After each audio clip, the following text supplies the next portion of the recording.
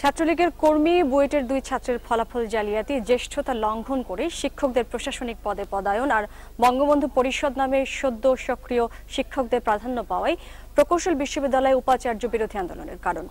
শিক্ষকদের এসব অভিযোগের জবাবে বুয়েটের উপাচার্য বলেছেন, এর কিছুই প্রমাণ হলে তিনি পদত্যাগ করবেন।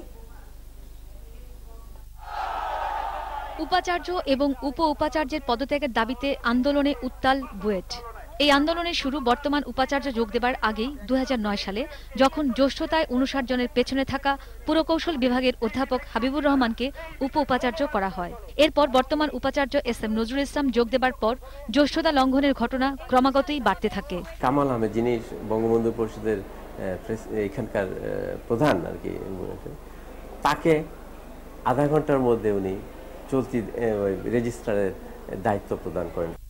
জ্যেষ্ঠতা ভেঙে পুরকৌশল বিভাগের মুনাজ আহমেদ নূর, আব্দুল জব্বার খান, মিজানুর রহমান এবং মোয়াজ্জেম হোসেনকে সিলেকশন কমিটি এবং নিয়োগ কমিটিতে রাখা হয়। বুয়েটে দীর্ঘদিনের নিয়ম নীতি ভেঙে করা এসব অনিয়মে ক্ষোভ তৈরি হয়, আর তাতে আগুন ধরায় ছাত্রলীগের দুই কর্মীকে ফেল থেকে বাঁচানোর জন্য ফলাফল জালিয়াতির অভিযোগে। ভুল হলে ভুল সংশোধনের প্রশ্ন থাকতো, এটা ভুল না, এটা ইচ্ছাকৃতভাবে অ্যাপ্লাই করা হয়েছে এবং ছাত্র নিজেই বলেছেন পরীক্ষা দেইনি, আমি ওই এয়ারড্রপের কোনো অ্যাপ্লিকেশন করিনি। একজন প্রশাসনিক কর্মকর্তা যদি এটা বুঝতে পারেন, একজন ভাইস চ্যান্সেলর কি এটা বোঝেন না যে ব্যবস্থা নিন মানে আমি যা বলেছি তাই করো?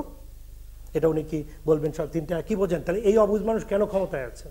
আমি নিশ্চিত কোনো সরকার প্রধান কোনো ভাইস চ্যান্সেলরকে বলে দেন না যে আপনি গিয়ে ইউনিভার্সিটিকে দলীয়করণ করেন। এটা হচ্ছে ব্যক্তি স্বার্থ রক্ষার জন্য এনারা এটা করে থাকেন। পানি সম্পদ এবং কেমিক্যাল ইঞ্জিনিয়ারিং বিভাগের দুই ছাত্র, যারা ছাত্রলীগের কর্মী, তাদের ফলাফল নিয়ে প্রশ্ন উঠায় দুটি তদন্ত কমিটি গঠন করা হয়।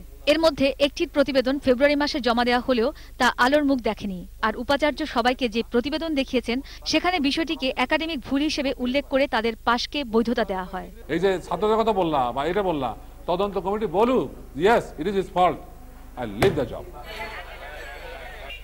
শিক্ষক শিক্ষার্থীদের এই বিশাল দীর্ঘ মিছিল বুয়েটের উপাচার্যের বিরুদ্ধে একটি জোরালো নাম, আর সেই নামটি হচ্ছে প্রশাসনকে দলীয়করণের বিরুদ্ধে।